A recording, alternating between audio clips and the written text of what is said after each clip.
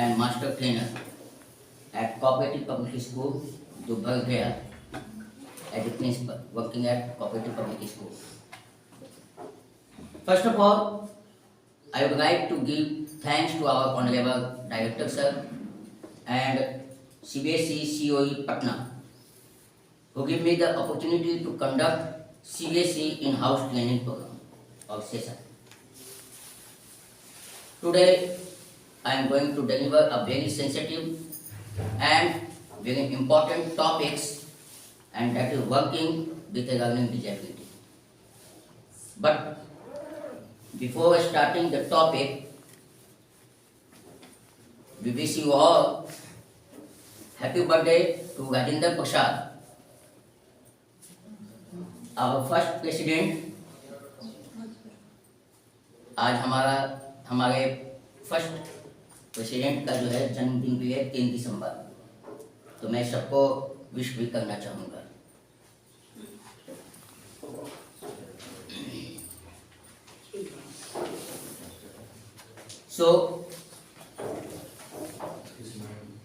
ये topic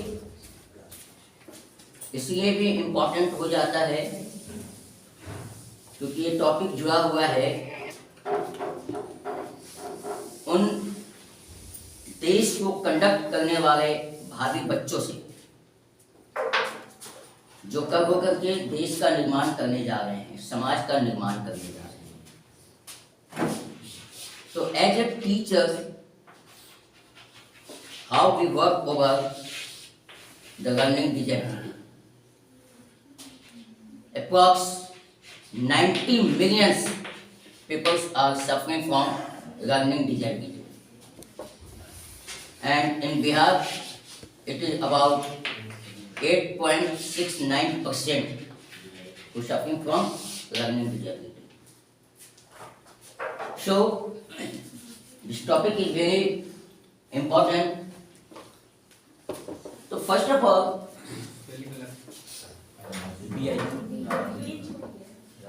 B के बाद आई होगा। First of all, learning disability. The definition. Actually, learning disability means disorder in one or more of the basic psychological processes involved in understanding or in using language, spoken, written, which may be manifest itself in an important ability to listen, speak, read, spell, or to do mathematical calculations. Sometimes we see during the learning process, हम लोग class में देखते हैं जब पढ़ाने जा रहे हैं, some students are not able to complete their classwork as well as homework, and we will punish numbers of times of that boy, but we can't understand कि what is the problem, दिक्कतें कहाँ आ रही है उस बच्चे के साथ। As a human कोई भी ये नहीं चाहता कि मुझे पीटा जाए, डांटा जाए, ह्यूमिलिएट किया जाए। सो इस सेशंस को और आगे बढ़ाएं, इसके पहले छोटा सा वीडियो हम लोग देखें, काफी सेंसिटिव वीडियो जो आप लोगों ने पहले भी देखा था, लेकिन उस वक्त इसे एज ए एंटरटेनमेंट के रूप में देखा होगा, बट आज इसे स्टडी के रूप में, एजुकेशन के रूप में और लर्निंग डिजेबिलिटी के रूप में और वर्किंग विथ लर्निंग डिजेबिलिटी के रूप में हम लोग देखें। क्योंकि एक ही चीज अलग अलग नजरिए से देखा जाए तो उसका आउटपुट अलग होता है। सो ये वीडियो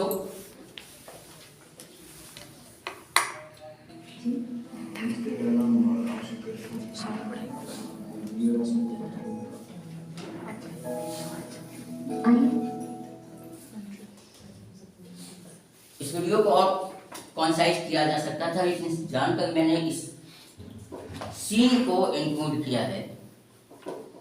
ये सीन में एक चीज दिखाया क्या गया है, ये एक टीचर्स है जो एक ऐसे बच्चे के गार्जियन से मिल रहे हैं जिसमें कि वो इम्प्रूवमेंट चाह रहा है।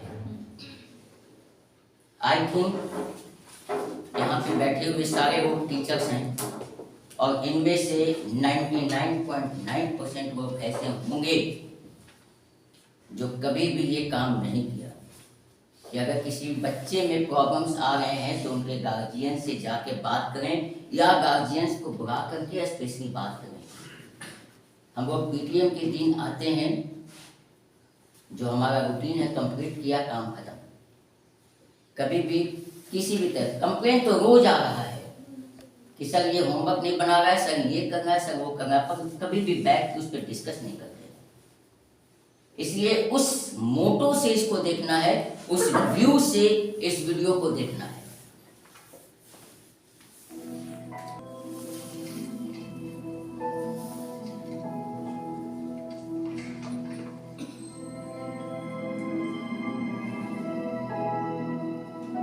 ये किसने बना?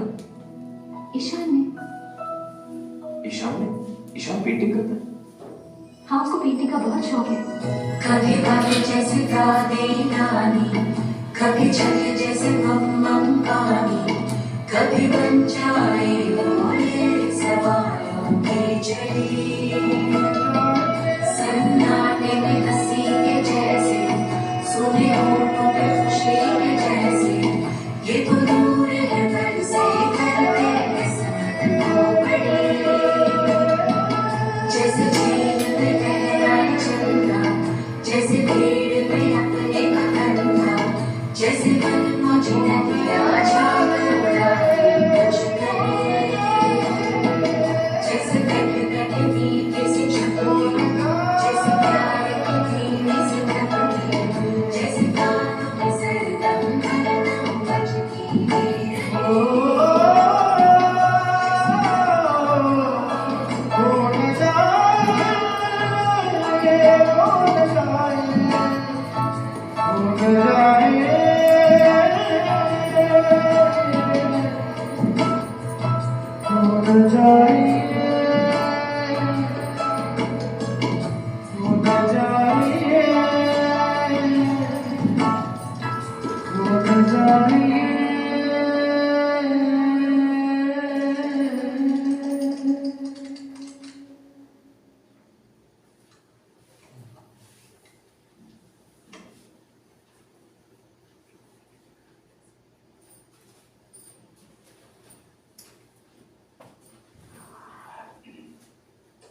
पानी मिलेगा प्लीज?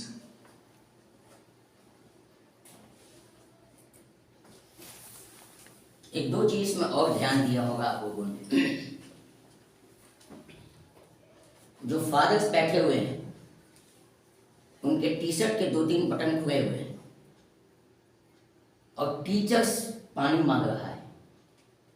मिस टीचर्स के अंदर इतनी व्याकुलता है उस बच्चे के फ्यूचर के लिए कि वो बच्चा इतना अच्छा है, पिता केयरलेस है, उसने ध्यान नहीं दिया जो आज टीचर्स दे रहा है और उसके लिए टीचर्स इतना व्याकुल है और इसीलिए उसे पानी की भी आवश्यकता पड़ी।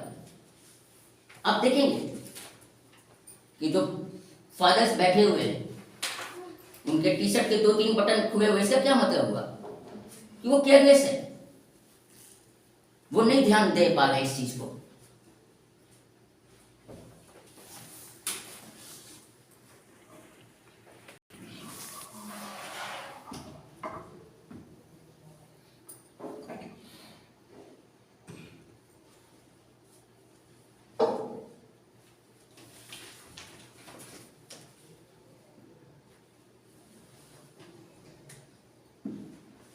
क्यों भेज दिया उसको? क्यों? कोई रास्ता नहीं था। पिछले साल वो 3rd स्टैंडर्ड में फेल हो गया, यकीन करेंगे 3rd स्टैंडर्ड, और सुधरने का कोई आसान नहीं।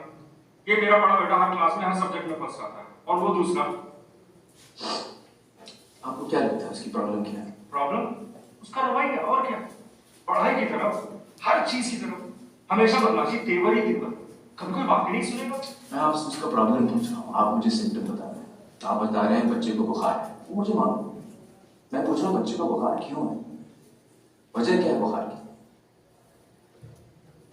आप तो फिर आप ही बताइए, बताइए। उसके पढ़ने लिखने की गलतियों में आपने कोई पैटर्न देखा, कोई गलती जो वो दोहराता होता है? पैटर्न, काय का पैटर्न? सब गलतियां ही गलतियां।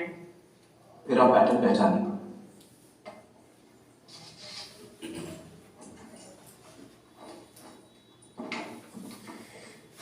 ये देखिए, ये बी की जगह डी तो डी की जगह बी। एक जैसे दिखने वाले अक्षरों के बीच में कंफ्यूजन। और ये एस और यार उल्टा लिखा है, बल्कि कई सारे अक्षर उल्टे लिखे। ये देखिए, छोटा एच छोटा डी, देखा? Mirror image. एनिमल एक ही पेज पे 3 अलग-अलग स्पेलिंग। इसका मतलब कोई एक बार स्पेलिंग उसे याद नहीं। दूसरी बात, एक जैसे शब्दों को मिक्सअप करना। ये टीओपी टॉप वाली का पीओटी SOLID सॉलिड बन गया SOI। क्यों करते हो ऐसा? बेवकूफ है, आलसी है ना। मेरी समझ से उसे अक्षर पहचानने में दिक्कत हो। जब आप APPLE एप्पल पढ़ती है तो आप अपने दिमाग में एक लाल लाल एप्पल बना लेती है। ईशा वो एप्पल पढ़ ही नहीं पाता शायद, इसलिए मतलब नहीं समझ पाता। पढ़ने लिखने के लिए अक्षरों की आवाज, उनकी बनावट, शब्दों का मतलब समझना जरूरी है। ये अहम जरूरत ईशा पूरी नहीं कर पा रहा। ऐसा कुछ नहीं है कि ये सब बहाने हैं पढ़ाई टालने के।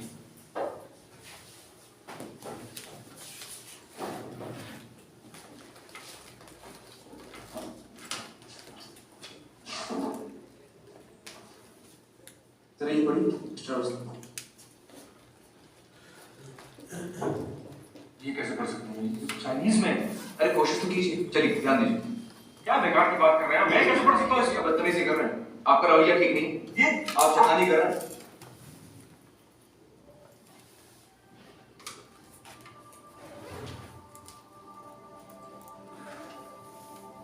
कुछ ऐसी ही कैफियत होती होगी ईशान की, अक्षर ही समझ में नहीं आते।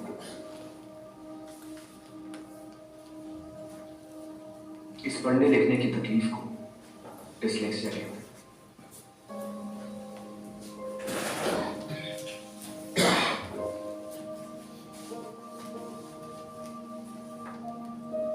कभी कभी बच्चे को डिसलेक्सिया के साथ साथ और भी तकलीफें हो सकती हैं, जैसे कि मल्टीपल इंस्ट्रक्शन समझने में दिक्कत, turn to page 65, chapter 9, para 4, line 2, confusion, या फिर poor fine and gross motor skills. क्या ईशान को अपने शर्ट के बटन या जूते की लेस बांधने में तकलीफ होती है? हाँ। योहान, जब तुम उसकी तरफ बॉल फेंकते हो क्या वो पकड़ पाता है? वो बॉल को कभी जज ही नहीं कर पाता।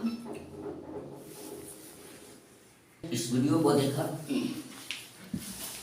और बहुत कुछ समझने की भी कोशिश की और बहुत कुछ समझ में आया। और थोड़ी सी आपने जो अपने क्लास में लर्निंग की होगी तो बहुत सारी बातें जो है वो पुरानी याद भी आई होगी कि हम लोग ने उनके साथ ऐसे किया, उस बच्चे के साथ ऐसे किया।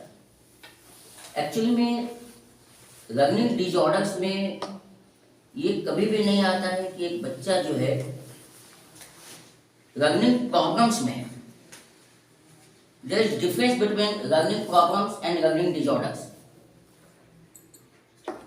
दोनों में अंतर है।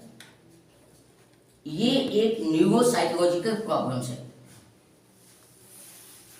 जिसे कि हम ठीक कर सकते हैं, बेहतर कर सकते हैं क्लास के अंदर, रूम में, घर पे। कई तरह के डिसऑर्डर्स हैं लर्निंग डिसऑर्डर्स से, जैसे डिसलेक्सिया। डिसलेक्सिया एक ऐसा डिसऑर्डर्स है, a child suffering from reading problems.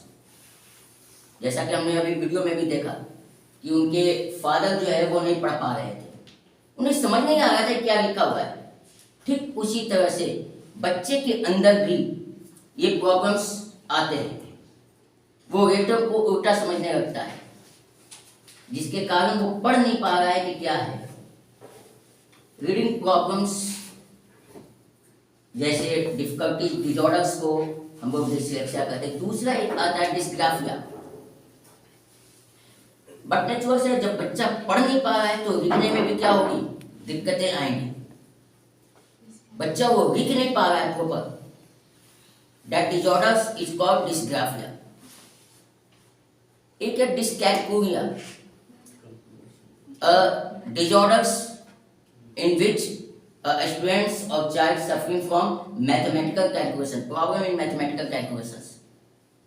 Mathematical calculations करने में उसे दिक्कतें आती है। कभी कभी क्या होता है, बच्चा डिवाइड और माइनस में अंतर नहीं समझ पाता है, मल्टीप्लिकेशंस, गुना एंड ऐड, उसमें वो अंतर नहीं समझ पाता है। इस कारण जो है क्या होता है कि कैलकुलेशंस करने में उसे प्रॉब्लम्स आती है। कई बार ये भी देखा गया है कि वो सिंपल कैलकुलेशंस तो कर पा रहा है बट वर्ड प्रॉब्लम्स वो सॉल्व नहीं कर पा रहा है। तो ये जो प्रॉब्लम्स आते हैं that is called the dyscalculia. एक है डिस्पैरेक्सिया। इसमें कई बार क्या होता है कि बच्चे कटलरी से, चम्मच से, कांटे से या किसी चीज को, पेंसिल को वो ढंग से पकड़ नहीं पाता है, ठीक से खा नहीं पाता है वो। ये सारे डिजेबिलिटी हैं जो बच्चे के अंदर होता है। एक है आपका non verbal disability, non verbal learning disorders. इसमें क्या होता है कि वो अपने आप को एक्सप्रेस नहीं कर पाता। उसका आप चेहरा देखेंगे अलग जैसा लगेगा, वो उसका बॉडी लैंग्वेज अलग होगा। आप देखेंगे क्या हमेशा मुंह उसका ओपन रहेगा या कुछ अजीब सी आपको उसकी फिगर नॉर्मल नहीं दिखेगी। These are called the non-verbal learning disability. एक होता है डिस्फेसिया, लैंग्वेज प्रॉब्लम्स। कई बार बच्चे जो है ढंग से बोल नहीं पाते, लिख तो ले गए हैं। आप कई ऐसे बच्चों में देखे होंगे कि वो आंसर जो लिखा है आप पूछते हैं कि ठीक है इसको रीड करो, पढ़ो तो इसको क्या लिखा है, वो नहीं कर पा रहे। फिर हम क्या करते हैं, इस पे क्लेम करते हैं चीटिंग करके लिखा है। वो जरूरी नहीं कि उसने चीटिंग करके लिखा है, हम समझने की कोशिश करें वो चीटिंग नहीं किया। तो नॉर्मल जो इंडिया में और स्कूलों में, बिहार में 3 तरह के जो है डिसऑर्डर्स पाए गए हैं। होते कई है बट 3 तरह के पाए गए हैं। डिस्लेक्सिया जो कि सबसे कॉमन है, डिस्ग्राफिया और डिस्कैलकुलिया। डिस्लेक्सिया अप्रॉक्स 11.2% लोग सफरिंग है इससे। Dysgraphia approx 12.5% and dyscalculia 10.5%। ये जो रेशियो, ये परसेंटेज जो देख रहे हैं, ये इंडिया का है। पूरी दुनिया में लोग लर्निंग डिसेबिलिटी से सफर करते हैं। बट माइंड इट कि लर्निंग डिसेबिलिटी का मतलब ये नहीं है कि वो जीवन में कुछ कर नहीं पा रहे हैं। बहुत ऐसे लोग हैं सक्सेस, हाईली सक्सेस, जिसको हम सोच नहीं सकते हैं, और वो भी लर्निंग डिसेबिलिटी से सफर कर रहे हैं। आपने आइंस्टाइन का भी नाम सुना होगा, लर्निंग डिसेबिलिटी से सफर करते थे। बट आज जब तक दुनिया रहेगा लोग उनको याद करेंगे। तो दोनों दो चीजें हैं, डिसेबिलिटी अलग चीज है, लर्निंग प्रोसेस अलग चीज है। तो डिसेबिलिटी का मतलब इससे कहीं कोई रिलेशन नहीं है कि वो फिजिकली कितना स्ट्रांग है या वीक है, मेंटली कितना स्ट्रांग है या वीक है, इकोनॉमिकली कितना स्ट्रांग है वीक है, सोशली कितना स्ट्रांग है वीक है। नो, कहीं ये कोई मैटर नहीं रखता है। ये एक डिसऑर्डर्स है जो है और हम उसे ठीक कर सकते हैं। तो ये 3 हमारा जो है कॉमन है। नेक्स्ट आता है नॉन वर्बल, ये भी देखा गया है बहुतों में। और दूसरा एक आता है ADHD। इसमें क्या होता है कि बच्चे किसी जगह पे अटेंशन नहीं दे पाते हैं, उनका माइंडसेट एक जगह पे फिट नहीं हो पाता है। हमेशा आप बॉडी लैंग्वेज कुछ ना कुछ वो हिलता रहेगा, टूटता रहेगा, कुछ करता रहेगा। अगर वो आपके बोर्ड से एक मैथ्स भी उतार रहा है, उस बोर्ड को बैच नॉर्मल उतारने में अगर 3 मिनट लगते, उस बच्चे को 5 मिनट लगते, क्योंकि 2 मिनट में उसने क्या किया, कभी इधर कभी पेंसिल किया, कभी पेंसिल छीनेगा। These are the disorders. But हम उन बच्चे के मेंटल स्टेटस को नहीं समझ पाते। या तो एक आध चाटा लगा देते हैं, क्लास से बाहर कर देते हैं, यही करते हैं। बट जब क्लास के अंदर आप जाएं तो काफी सेंसिटिव होके जाए, ये सोच के ना जाए कि हमें काम करना है, बस घंटी पूरी कर देनी है, सेशन पूरा कर देना है। नो, क्या काउज हो सकता है लर्निंग डिजेबिलिटी का? पहला काउज हेरिडिटी। पहला जो काउज हमारा है वो हेरिडिटी है। हेरिडिटी एक बहुत बड़ा कारण है। ऐसा देखा गया है कि if the parents are suffering from the learning disability, बच्चे के अंदर भी वो चीजें आ जाती हैं, चाहे वो 2% आए, 4% आए, 10% आए, बट आ जाती है। ये एक बहुत बड़ा जो है वजह है लर्निंग डिजेबिलिटी का। नेक्स्ट है illness during and after birth. Sometimes a female are pregnant and at times they consume alcohol or drugs, or sometimes they are suffering from different type of diseases. And at times, if they birth the boy or girls, may be possible कि वो learning disability से ग्रसित होगा। क्योंकि कई बार हम लोग ने सुना है, देखा है कि जब कोई महिला प्रेग्नेंट होती हैं तो हम लोग कहते हैं कि अच्छी अच्छी किताबें पढ़ें, है ना, और अच्छे फोटो जो है वो घर में रख के देखे उसको। क्यों?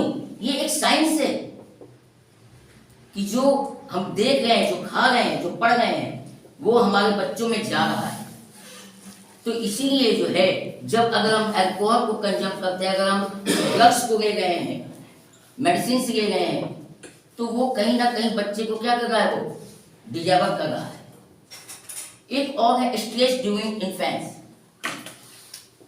कभी कभी क्या होता है कि बर्थ के बाद बच्चे में हेड इंजरी या हाई फीवर्स या poor nutrition, these are also count to develop the learning disability.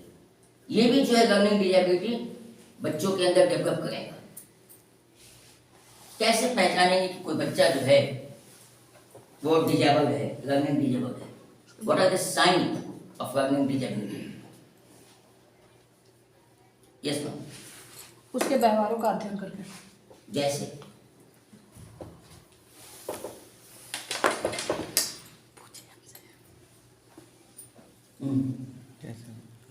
जैसे में बच्चा जब लिख रहा है, जैसे कि अभी पिक्चर में दिखा कि बच्चा लिख रहा है, तो वो उल्टा क्यों लिख रहा है, तो जाहिर सी बात है कि उसके व्यवहार आदमी देखेगा ना। बिल्कुल, कई चीजें हैं पहचानने के, कई साइन है। अलग अलग एज में हम देखेंगे तो इसका अलग अलग डिजेबिलिटी का साइन है। सबसे पहले अगर हम बात करें प्री स्कूल, जो बच्चे अभी अभी क्लास में आए हैं, लर्निंग के लिए शुरू की पढ़ाई शुरू की है, उन्हें स्पीकिंग उस एज के बाकी बच्चे सही ढंग से प्रोनाउंसिएशन कर रहे हैं, सही ढंग से वो क्या कर रहे हैं, पढ़ रहा है, लेटर को पढ़ रहा है, पकड़ रहा है, ये ए है, ये बी है, ये बी है, लेकिन वो बच्चा उसी एज ग्रुप का वो नहीं कर पा रहा है, मीन्स लर्निंग डिजेबिलिटी है। हम कहीं भी इस चीज से भाग नहीं सकते हैं, और पेरेंट्स को हमें कन्विंस करना होगा, बताना होगा कि ये लर्निंग डिजेबिलिटी है, इन्हें ट्रीटमेंट की आवश्यकता है। वो कोई लेटर रिकॉग्नाइज नहीं कर पा रहा है, वो राइम्स पढ़ नहीं पा रहा है, याद नहीं कर पा रहा है, गा नहीं पा रहा है, साथ में टीचर्स के साथ वो गा नहीं पा रहा है, तो ऐसे जो प्री स्कूल्स के बच्चे हैं वो लर्निंग डिजेबिलिटी से सफर कर रहे हैं। नेक्स्ट आता है हमारा प्राइमरी स्कूल्स, क्योंकि अलग अलग सेक्शन जो बटे हुए हैं उनमें अलग अलग तरह की लर्निंग डिजेबिलिटी आती है। प्राइमरी स्कूल्स की अगर हम बात करें तो कनेक्टिंग द लेटर्स, वो लेटर और साउंड को कनेक्ट नहीं कर पाता है। जैसे पुट, PUT, तो पुट नहीं बोल पाएगा, वो कनेक्ट नहीं कर पा रहा है कि ए बी एच अभी, के एच ए क, के से क, के एच ए ख, याद होगा बचपन में हम लोगों को सिखाया गया था। जी से ग, जी एच ए घ, तो वो मैच नहीं कर पा रहा है, वो रेटर में और वो साउंड में वो मैच नहीं कर पा रहा है। तो जो प्राइमरी स्कूल्स के बच्चे हैं, अगर इस तरह की डिजेबिलिटी आप उनमें देख रहे हैं तो they are suffering from the learning disability, वो लर्निंग डिजेबिलिटी से सफर कर रहे हैं। पोयम को, आंसर को मेमोराइज नहीं कर पा रहा है, याद नहीं कर पा रहा है, तो चार्टर आने से पहले इस चीज को जरूर याद करें। इट मे बी कि they have suffering from learning disability, वो कहीं ना कहीं इस चीज से गुजर रहा होगा। मिडिल स्कूल्स की अगर बच्चे की बात करें तो इनमें भी एक चीज और है, याद तो करते हैं लेकिन जब पूछा जाता है तो वो बता नहीं पाते हैं। मेमोराइजिंग और रिकॉर्डिंग फैक्ट, कई बार आप सुने होंगे ये चीजें कि सर कहीं तो याद किए थे पर याद नहीं है, वो बता नहीं पा रहे हैं।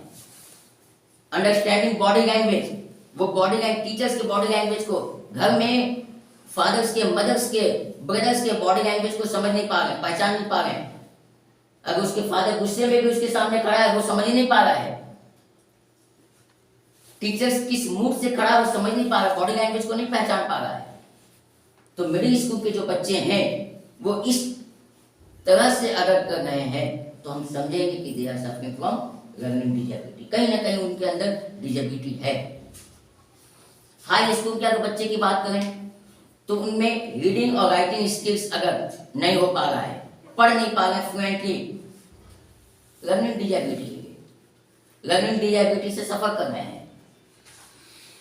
तो ये सारी समस्याएं अलग अलग जो हम एज ग्रुप या क्लास ग्रुप की हम बात करें तो ये समस्याएं जो है वो लर्निंग डिजेबिलिटी में आती है। क्या नीड से ऐसे बच्चों को कैसे हम ठीक करेंगे, उनकी जरूरतें क्या है, क्या करें कि हम इस तरह की जो डिसऑर्डर्स हैं उसे हम दूर करें। तो अलग अलग तरह के डिसऑर्डर्स हैं जो लर्निंग डिसऑर्डर्स हैं, जैसे स्पीकिंग की, जैसे राइटिंग की, जैसे मैथमेटिकल कैलकुलेशंस का, तो उनमें अलग अलग तरह से क्या होगा, ट्रीटमेंट करना होगा। ट्रीटमेंट का मतलब यहाँ कोई ऑपरेशंस या मेडिसिन की बात नहीं की जाती है। ट्रीटमेंट का मतलब यहाँ पे होता है काउंसलिंग। एक काउंसलर, इसीलिए सीबीएसई ने एक चीज कहा है कि एक काउंसलर स्कूल में जरूर होना चाहिए, या साइकोलॉजिस्ट, साइकेट्री की जिसको हम कह सकते हैं, वो स्कूल में होना चाहिए ताकि वो काउंसलिंग करें। हम क्या करें, बच्चे को आइडेंटिफाई कर लें कि अच्छा ये बच्चे में किस कैटेगरी है, हमने काउंसलर को ये बता दिया कि इनमें ऐसा चीजें हैं। अब काउंसलर का काम है कि वो डिफरेंट सेशंस के साथ उनमें क्या करें, ट्रीटमेंट की शुरू करें। तो सबसे जो पहला और सबसे इम्पोर्टेंट चीजें हैं पूरी दुनिया में, बच्चे की सीखने की सिर्फ 3 ही तरीके हैं, एक विजुअल, दूसरा ऑडिटरी और तीसरा काइनेस्थेटिक। हम सबसे पहले जज करेंगे कि जो हमारे बच्चे हैं उनमें किस तरह का प्रॉब्लम आ रहा है, कैसे वो सीखता है।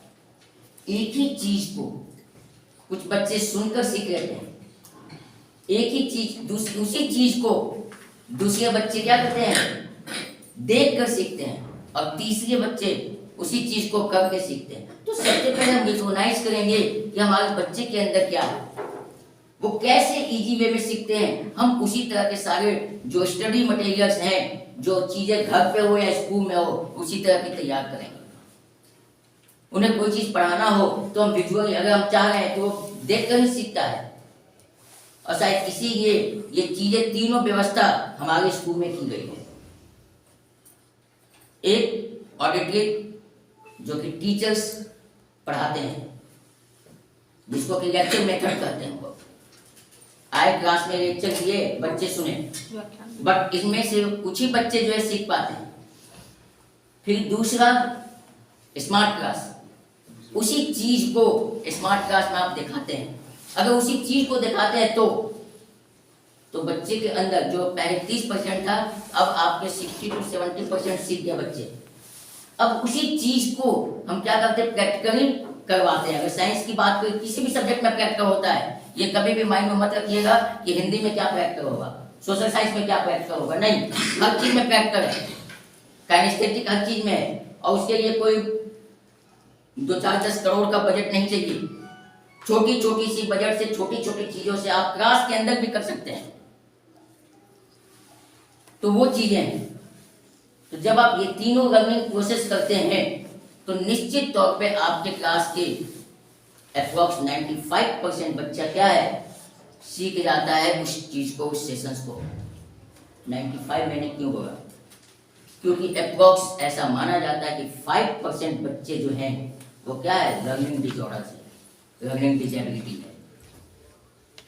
ये चीजें, ये आंकड़ा निकल के आया है कि किसी क्लास में 5% बच्चे जो हैं वो किसी न किसी तरह के लर्निंग डिसेबिलिटी से सफर कर रहे हैं। अब उन 5% बच्चों के साथ हमारे जो काउंसलर हैं, हमारे जो मोटिवेशनल हैं, स्पीकर, उनकी ये जवाबदेही बनती है कि उस 5% बच्चे को क्या करें, डेवलप करें। लेकिन वो तब हो सकता है जब एक टीचर उस बच्चे का, पूरे क्लास का पोर्टफोलियो बना ले, एनेक्डोटल रिकॉर्ड बना ले, यहाँ किस बच्चे में क्या दिक्कतें आ रही है, और तब हम उसे काउंसलर को देते हैं कि इस बच्चे में ये प्रॉब्लम्स आ रहा है, आप इसे थोड़ा सा देखें। तो इस तरह से हम उसे डिसेबिलिटी से दूर कर सकते हैं, रिमेडी कर सकते हैं। गोल सेट करना होगा, हमें गोल सेट करना होगा कि क्या हम कर सकते हैं, कैसे हम उनकी ट्रीटमेंट कर सकते हैं,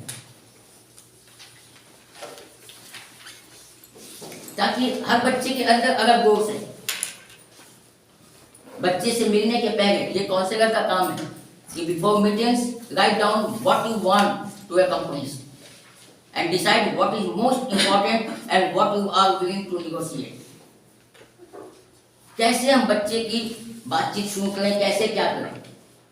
कई बार आप अपने स्कूलों में भी देखे हैं, कुछ एक बच्चे ऐसे हैं जो कितनी बार भी उसको टाटा पीटा मारा जाए, हर एक दिन के बाद, हर एक दिन सुबह पिटाया तो शाम को बच गया, और अगर सुबह बच गया तो शाम होते होते, छुट्टी होते होते पिटा ही गया।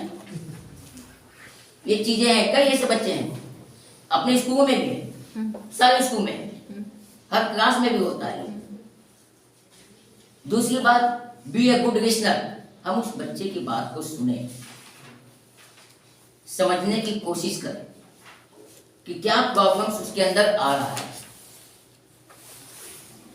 एक समस्या को वो इस तरह से समाधान नहीं कर पा रहा है, वी ऑफर न्यू सॉल्यूशन। अच्छा, इस तरह से नहीं समझ पा रहा है, इस तरह से समझो, तो हम क्या करेंगे, एक नए नए सॉल्यूशंस को डेवलप करेंगे और उस बच्चे के सामने रखेंगे।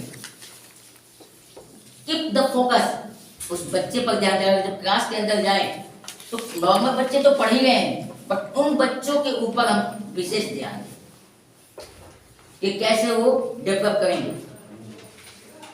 स्टे काम,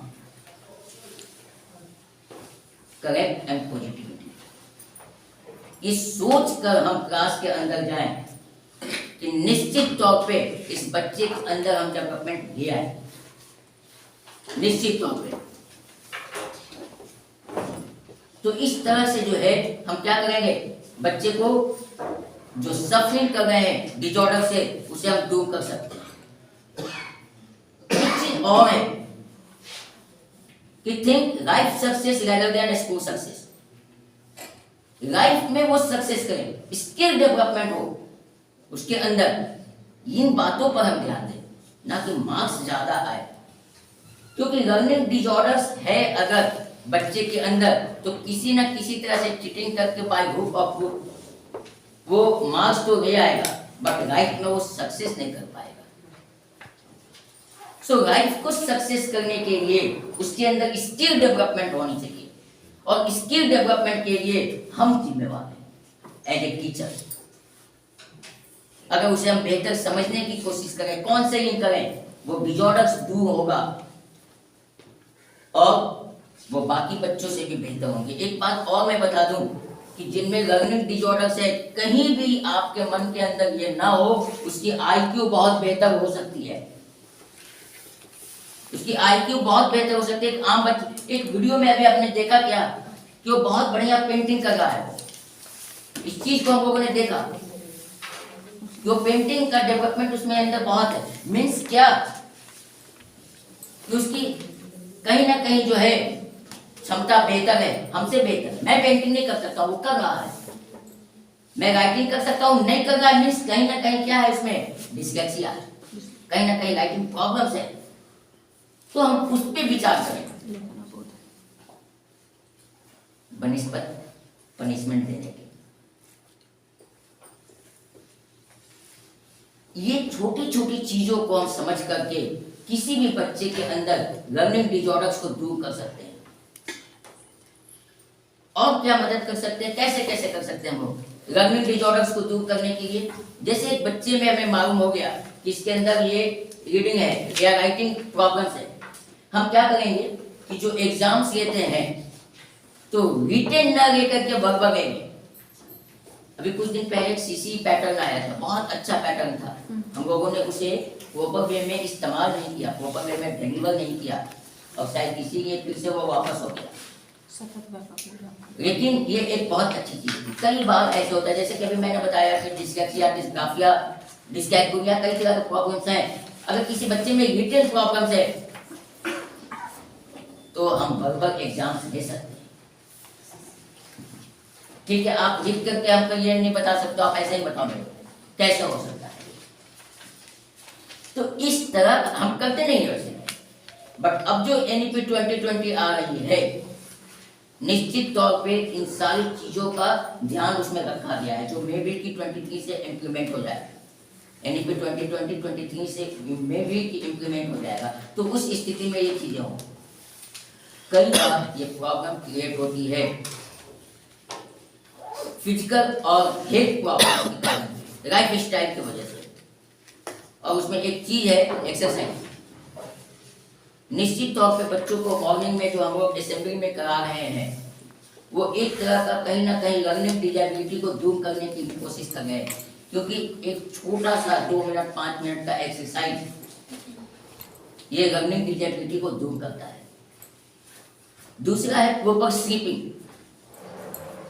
उसे नींद भी प्रॉपर वे में चाहिए। आज के बच्चों में क्या देख रहा हूं मैं कि रात को 12 बजे, आपने कभी किसी बच्चे से पूछा है कि आप कितने बजे सोते हो, आप कितने बजे उठते हो? नहीं पूछा होगा क्लास में। जनरली कोई छोटे किड्स जो है उनसे कभी कभी बात होती, क्योंकि उनके पास वक्त ज्यादा हो जाता है। अपने यहाँ तो क्लास में इन करने के बाद सबसे पहला क्वेश्चन होता है, आंसर शुरू हो जाता है, क्योंकि सिलेबस पूरा करना है। कभी भी हम बैठ करके पढ़ाई के अलावे बच्चों से कभी कोई डिस्कस करते हैं? नहीं करते हैं। बस कहा तो कि जूनियर सेक्शन में 2-4 लोग जो है, मैं भी करता हूँ। नहीं सर, सीनियर हम लोग करते हैं, लेकिन वो एक बहुत जरूरी है कि आप कितने बजे उठ रहे हो। अगर इतने बजे उठते हो तो क्यों? आप कितने बजे सो गए हो? कितने बच्चे ऐसे होते हैं जो रात के 12 बजे सो गए हैं और सुबह उनको स्कूल जाना ही जाना है? तो ये भी एक तरह का लर्निंग डिसेबिलिटी का कारण है। तो एक्सरसाइज, डाइट, न्यूट्रिशन, स्लीप, ये चीजों को अगर हम प्रॉपर कर लें तो लर्निंग डिसेबिलिटी को दूर किया जा सकता है।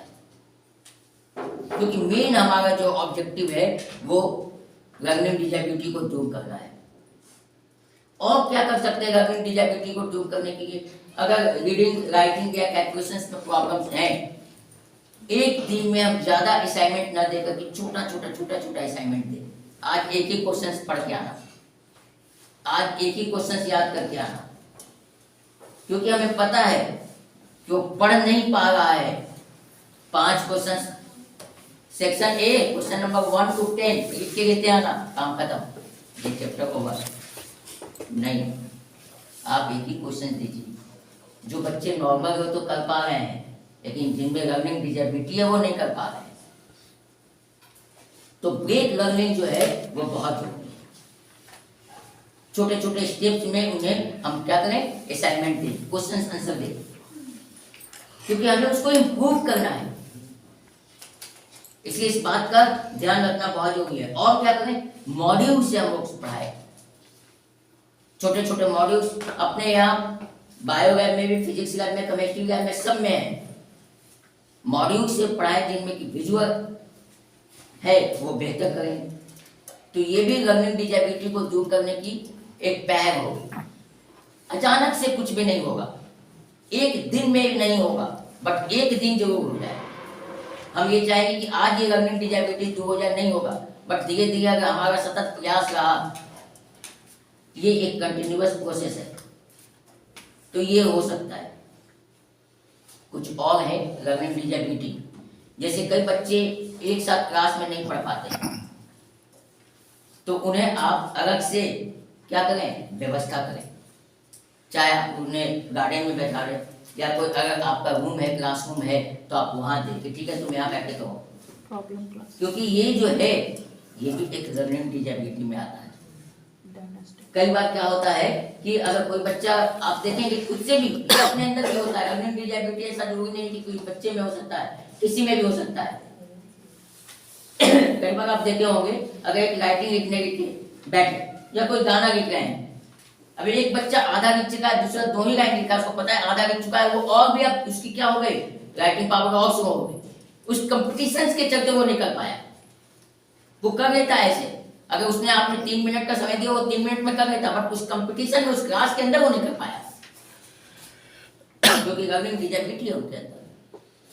तो अगर आप एक अलग माहौल देते हैं, एक अलग वातावरण, एनवायरनमेंट देते हैं, तो निश्चित तौर पे वो बेहतर करेगा। कई बार लर्निंग डिजेबिलिटी जो है वो आप स्टोरी से भी दूर किया जा सकता है।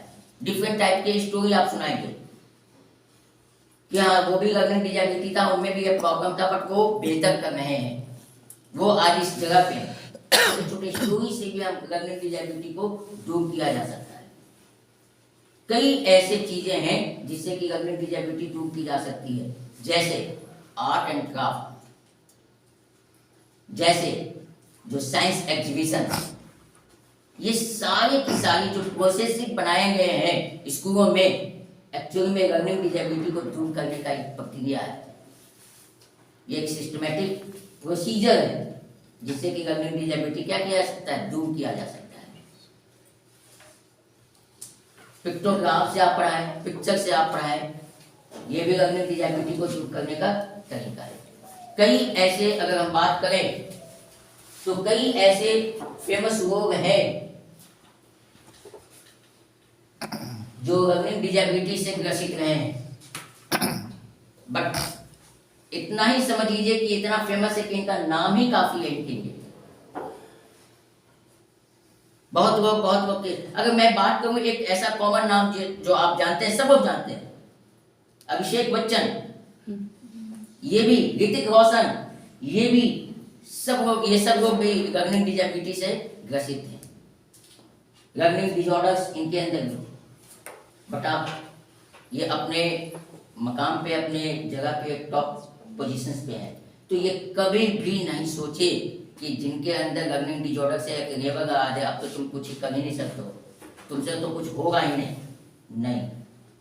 इन चीज़ों को, इस कंसेप्ट को चेंज करें, वो करेगा, बहुत अच्छा करेगा। वो थोड़ा सा जरूरत है हमें जानने की, अपने अंदर के डिसऑर्डर्स को दूर करने की। अगर वो हम दूर करेंगे तो बच्चों का लर्निंग डिसऑर्डर्स को हम पक्का दूर करेंगे। इसके लिए कई बार ऐसा भी होता है कि clinical psychologist, special educators, counsellors, इन सब की भी मदद पड़ती है, जो एक स्कूल्स को रखना चाहिए, एक स्कूल्स को प्रोवाइड करना चाहिए, और कर रहे हैं। हमारे यहाँ भी काउंसलर हैं जो काउंसलिंग करते हैं बच्चों का, और सबसे हेड काउंसलर हमारे यहाँ संतोष सर हैं, जो बच्चों को काउंसलिंग करते हैं कि क्या सही है क्या गलत है। वैसे तो सारे टीचर्स के अंदर ये कैपेबिलिटी होती है, ये एबिलिटी सारे टीचर्स के अंदर होती है, क्योंकि टीचर्स बहुत कुछ होता है जिसमें कि एक काउंसलर भी होना जरूरी है। नहीं है तो डेवलप करें, सीखें जब कैसे बच्चों को काउंसलिंग करके उनके जो लर्निंग डिजेबिलिटी है उसे हम दूर करें। हम ये उम्मीद करते हैं कि जो हमारा आने वाला क्लास होगा, मंडे से जब हम क्लास करेंगे, तो इस बात को हम सोच कर करेंगे। ये ट्रेनिंग, ये सेशंस जो है बस एक टाइम वेस्ट नहीं है, इसे जीवन में उतारने की आवश्यकता है। हम क्लास में इंप्लीमेंट करने की जरूरत है। इसे मंडे से हम क्लास में इसको इंप्लीमेंट करें। मैं देखता हूं 1 महीने में कितने हमारे पास रिपोर्ट आते हैं कि सर इसमें ये प्रॉब्लम्स है, तो हमें पता चल पाएगा कि इस ट्रेनिंग जो है सक्सेस हो गया, सफल हो गया।